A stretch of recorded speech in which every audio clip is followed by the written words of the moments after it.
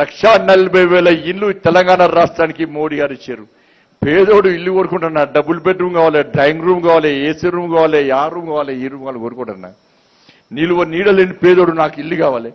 చెట్ల కింద బతకలేం, గుడిసెల్లో బతకలేం, వర్షం వస్తే గాడు ద్వారా వస్తే బతుకుతామా చస్తామా లేని పరిస్థితి, కిరాయి కట్టలేని పరిస్థితి, కిరాయి ఇచ్చే పరిస్థితి లేదు.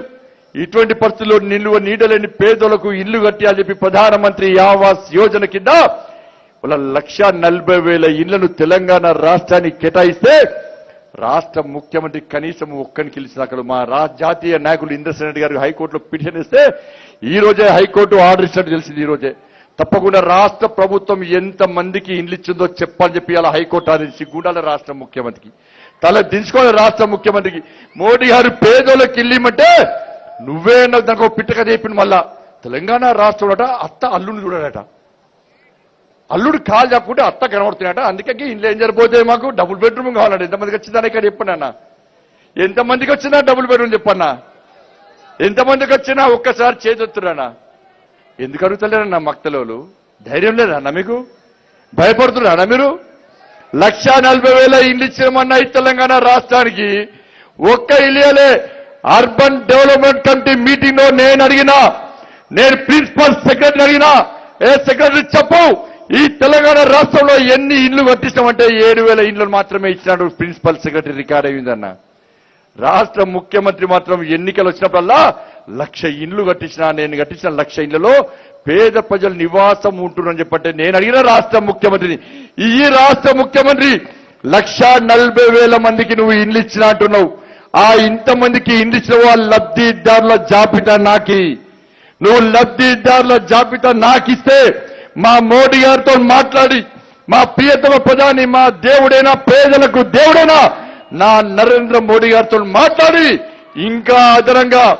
ఇంకా అదనంగా 2 లక్షల ఇళ్లను శాంక్షన్ చేసుకునే బాధ్యత నేను తీసుకొస్తా అంటే రాష్ట్ర ముఖ్యమంత్రి జాబితా అయ్యాడు. ఎందుకంటే ఇల్లు కట్టిస్తే పేదోళ్ళందరూ పువ్వు గుర్తు కొట్టేస్తారు, మోడీ గారికి కొట్టేస్తారు, జై మోడీ అంటారు. కాబట్టి ఇలా పేదోళ్ళకి ఇల్లు ఇచ్చే పరిస్థితిలో రాష్ట్ర ముఖ్యమంత్రి లేడన్నా. రాష్ట్ర ముఖ్యమంత్రి పేరు కోసం, పేరు ప్రఖ్యాతుల కోసం ప్రయత్నం చేస్తారు తప్ప ఈ తెలంగాణ రాష్ట్రంలో పేదలు బాగుపడాలని చెప్పి రాష్ట్ర ముఖ్యమంత్రి ఎక్కడా ప్రయత్నించాడు. పేదలను ఇబ్బంది పడుతున్నాడు, పెన్షన్లు ఇస్తున్నాడు.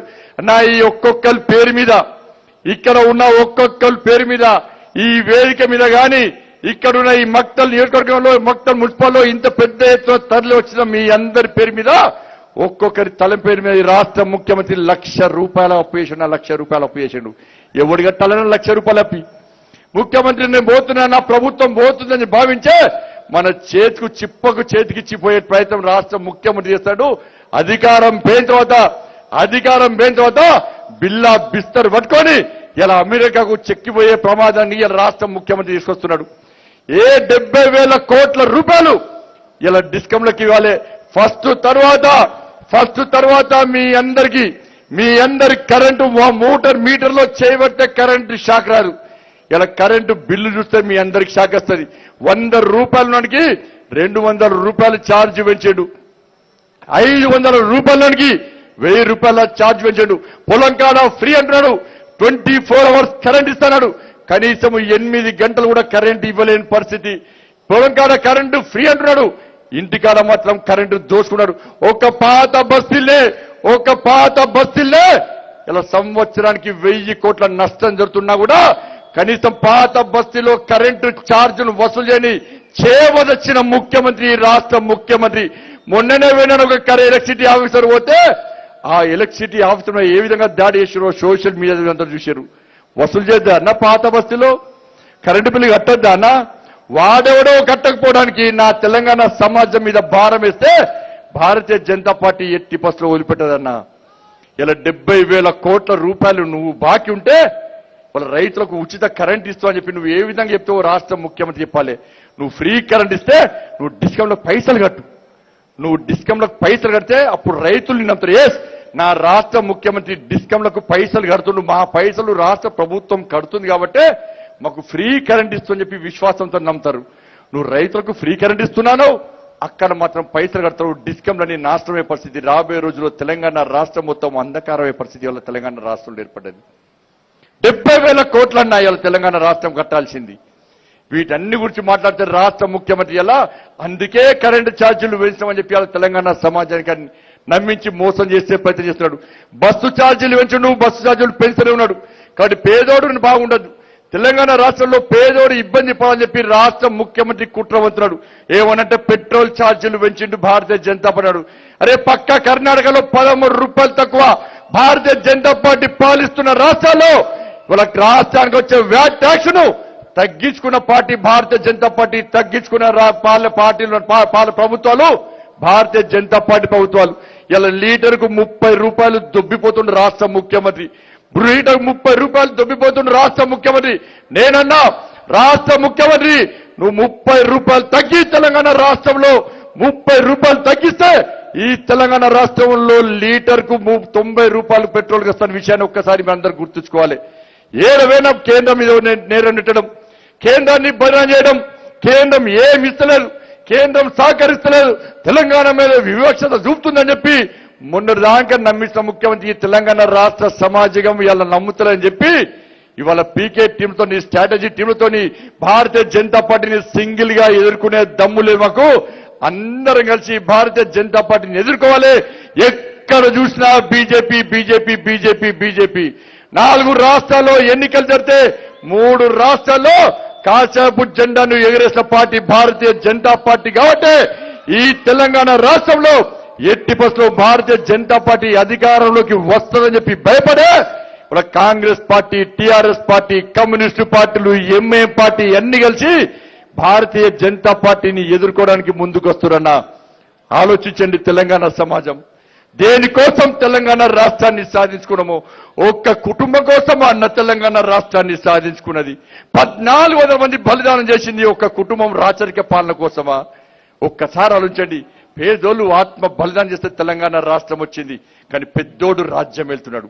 గడిల రాజ్యం తెలంగాణ రాష్ట్రంలో సాగుతుంది. కాబట్టి ఈ తెలంగాణ రాష్ట్రంలో పేదలకు న్యాయం జరుగుతలేదు.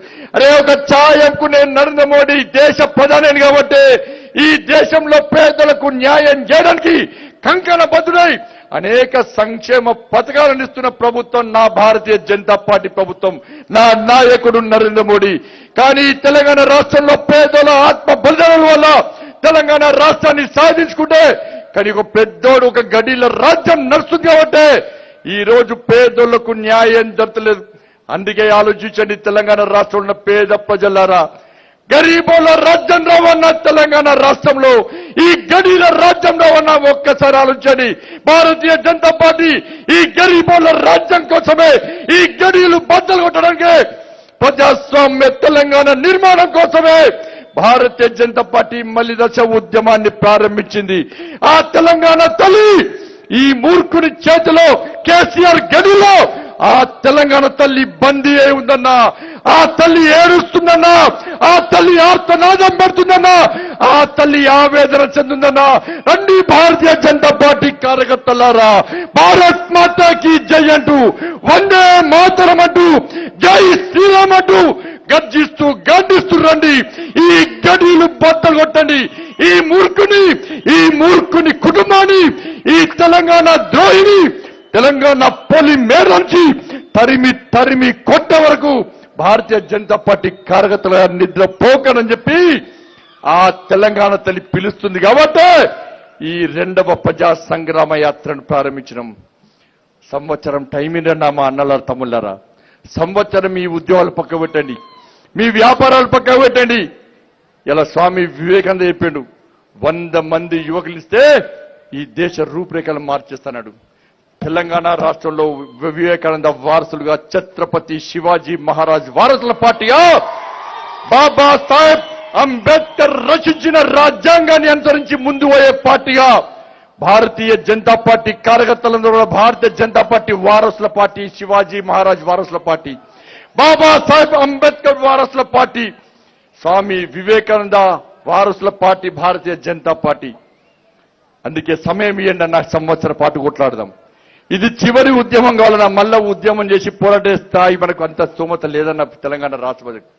ఇంకా ఎన్ని రోజులు బలిదానం చేద్దాం, ఎన్ని రోజులు కొట్టాడదాం, ఎన్ని రోజులు అన్యాయం భరిస్తాం. ఒక్కసారి ఉమ్మడి పాలమూరు జిల్లా ప్రజలు ఆలోచించండి. మొన్నట్టు చూస్తుంటే ఎడారి, ఒక్కడంటాడు పచ్చగున్న పాలమూరులో భారతీయ జనతా పార్టీ చిచ్చుబట్ట పెడుతున్న బిడ్డ, నీకు చిచ్చుబుడి పెడుతున్న బిడ్డ. స్టార్ట్ అయింది భారతీయ జనతా పార్టీ కార్యకర్తల ఉద్యమ ఫలితంగానే. భారతీయ జనతా పార్టీ కార్యకర్తల ఉద్యమ ఫలితంగానే ఫామ్ హౌస్ లో ఉన్న ముఖ్యమంత్రిని గుంజుకొచ్చి ప్రగతి భవన్ తీసుకొచ్చిన పార్టీ భారతీయ జనతా పార్టీ. అరే ప్రగతి భవన్ నుంచి ఆయన ఎత్తేసిన ధర్నా చౌక్ గుంజుకొచ్చి ధర్నా చేసిన పార్టీ భారతీయ జనతా పార్టీ. ధర్నా చౌక్ నుంచి తెలంగాణ రాష్ట్రం మొత్తం తింపుతున్న పార్టీ భారతీయ జనతా పార్టీ. అరే తెలంగాణ రాష్ట్రమే కాదు, భయపడి గజగజ వణికి దేశం మొత్తం తిప్పుతున్న పార్టీ భారతీయ జనతా పార్టీ. అంత దమ్మున్న కార్యకర్తలున్న పార్టీ భారతీయ జనతా పార్టీ అన్న. నమ్మిన సిద్ధాంతం కోసం పనిచేసే పార్టీ కార్యకర్తల పార్టీ భారతీయ జనతా పార్టీ. ఈ టీఆర్ఎస్ అంతా నీ కేసీఆర్ ఇంతను ఒక్కసారి తెలంగాణ సమాజం ఆలోచించండి. అందుకే సమయం ఇవ్వండి, సంవత్సరం పాటు భారతీయ జనతా పార్టీకి సమయం ఇవ్వండి. ఇప్పుడు భారతీయ జనతా పార్టీ అధికారం రాకుంటే ఈ తెలంగాణ సమాజాన్ని ఎవ్వరు కాపలేరు. అంతకుముందు కాంగ్రెస్ పార్టీకి అధికారం ఇచ్చారు, మీకు ఏం చేయలే. టీఆర్ఎస్ పార్టీకి అధికారం ఇచ్చాడు, మీకు ఏం చేయలే. తెలుగుదేశం పార్టీకి అధికారం ఇచ్చాడు, మీకు ఏం చేయలే. అన్నా ఎవరెవరికో ఇచ్చారు అధికారం, ఒక్కసారి అండి బీజేపీకి అవకాశం. తెలంగాణ రూపురేఖలు, ఈ తెలంగాణ రూపురేఖలు మార్చే బాధ్యతను భారతీయ జనతా పార్టీ తీసుకుంటుంది. ఇలా మోడీ గారు ఎన్నికల సందర్భంగా ఇచ్చిన హామీని నిలబెట్టుకున్న పార్టీ భారతీయ జనతా పార్టీ. మాకు స్ఫూర్తి నరేంద్ర మోడీ, మాకు స్ఫూర్తి అమిత్ షా, మాకు స్ఫూర్తి శ్రీ జేపీ నడ్డా. దేశంలో ఎంత కఠిన నిర్ణయాలు తీసుకున్నామో ఈ దేశాన్ని రక్షించడానికి, తల్లి భారత మాతను విశ్వగురు స్థానంలో ప్రతిష్ఠించడానికి నా నరేంద్ర మోడీ ఎంత కష్టపడి పనిచేస్తుండో ఆ మహానాయకును స్ఫూర్తిగా తీసుకొని ఈ తెలంగాణ రాష్ట్రం రూపురేఖలు మార్చడానికి, మీకు ఉద్యోగాల కోసం, మీ నీళ్ల కోసం, నియామకాల కోసం, ఈ తెలంగాణ రాష్ట్రంలో పేద ప్రజల కోసం తప్పకుండా మీకోసం కష్టపడి పనిచేసే పార్టీగా భారతీయ జనతా పార్టీ మీ ముందుకు వస్తుందన్న. ఒక్కరికి ఉద్యోగం ఇవ్వమంటే ఆ ఇంట్లో 5గురికి ఉద్యోగాలు ఇచ్చుకున్నాడు. కేసీఆర్ ముఖ్యమంత్రి, కేసీఆర్ బిడ్డ ఎమ్మెల్సీ, కేసీఆర్ కొడుకు మంత్రి, కేసీఆర్ అల్లుడు మంత్రి, కేసీఆర్ చుట్టపోడు రాజ్యసభ. ఒక్కొక్కరికి 5 లక్షల రూపాయలు జీతం వస్తుంది. నా నిరుద్యోగ ఉద్యోగాలు ఇవ్వలే. ఇవాళ ఇచ్చిన 17,000 మందికి కానిస్టేబుల్ గట నా భారతీయ జనతా పార్టీ, నా భానుప్రకాష్ రాష్ట్ర యువమోర్చా అధ్యక్షుడు. ఈ తెలంగాణ రాష్ట్రంలో నోటిఫికేషన్లు కేసీఆర్, నువ్వు నోటిఫికేషన్లు ఉద్యోగాలు ఇచ్చేవారు కూడా నిరుద్యోగ భృతి అని చెప్పి భానుప్రకాష్ యువమోర్చా రాష్ట్ర అధ్యక్షుడి నేతృత్వంలో అనేక ఉద్యమాలు చేస్తే భానుప్రకాష్ లాఠీతో కొట్టిన ప్రభుత్వం టీఆర్ఎస్ పార్టీ ప్రభుత్వం. యువమోర్చా కార్యకర్తలు లాఠీతో కొట్టిన ప్రభుత్వం టీఆర్ఎస్ పార్టీ ప్రభుత్వం. చివరకు నీ అసెంబ్లీని నడవని కేసీఆర్ చెప్పి భానుప్రకాష్ వార్నింగ్ ఇస్తే మిలియన్ మార్చ్ చేసి నీ గడిలను బద్దలు కొడతాం కేసీఆర్ చెప్పి భానుప్రకాష్ వార్నింగ్ ఇస్తే భయపడ్డ కేసీఆర్ నోటిఫికేషన్ ఇస్తా అని చెప్పి మీ ముందుకు వచ్చిన ఘనత భారతీయ జనతా పార్టీ భానుప్రకాష్ అన్న. ఈ ప్రాంతంలో వాల్మీకి బోయలున్నారు. 7 సంవత్సరాల క్రితం బోయే వాల్మీకుల సమస్యలు పరిష్కరిస్తున్నారు. మాదాసి కురువల సమస్యలు పరిష్కరిస్తున్నారు. గొల్ల కురువల సమస్యలు పరిష్కరిస్తున్నాడు. ముదిరాజుల సమస్యలు పరిష్కరిస్తున్నాడు. పద్మశాలిల సమస్యలు పరిష్కరిస్తున్నాడు. ఇలా గౌడ్ల సమస్యలు పరిష్కరిస్తున్నాడు. విశ్వకర్మల సమస్యలు పరిష్కరిస్తాడు. స్థానికంగా అనేక కులాల సమస్యలను పరిష్కరిస్తానని చెప్పిన రాష్ట్ర ముఖ్యమంత్రి ఎన్నికల తర్వాత లాపత్తా లేకుండా ఫామ్ హౌస్ లో సేద తీరుతున్న విషయాన్ని ఒక్కసారి గుర్తుంచుకోండి. అందుకే పెద్ద మనసుతో ఆలోచించండి. ఇంత పెద్ద ఎత్తున ప్రజా సంగ్రామ యాత్రకు మీకు స్వాగతం పలికారు. ఈ స్వాగతాన్ని భారతీయ జనతా పార్టీ ఎప్పుడు మర్చిపోదు. కానీ ఎన్నికల ఎవరు కూడా భారతీయ జనతా పార్టీ కార్యకర్తలు, నా తమ్ముళ్ళు, అక్కలు, చెల్లెళ్ళు అందరూ కూడా ఎట్టి పరిస్థితుల్లో ముందురాడి అనేక ప్రాంతాల్లో రైతులు మాకు అండగా ఉన్నారు. నకిలీ పత్తి విత్తనాలతో రైతాంగం ఇబ్బంది పడ్డది. ఇలా నాకు మిర్చి తెగులతో మిర్చి రైతులు ఇబ్బంది పడ్డారు. వ్యవసాయానికి నీళ్లు లేక అనేక ఇబ్బంది పడుతున్నారు. దళితులకు 3 ఎకరాల ఇస్తాన్ని మోసం చేసిండు. దళిత బంధు ఇస్తాన్ని మోసం చేసిండు. అంబేద్కర్ విగ్రహం పెడతాన్ని మోసం చేసిండు. భారత రాజ్యాంగాన్ని బాబాసాహెబ్ అంబేద్కర్ రచించిన రాజ్యాంగాన్ని మార్చని చెప్పి దళితులు అవమానపరుస్తున్నాడు.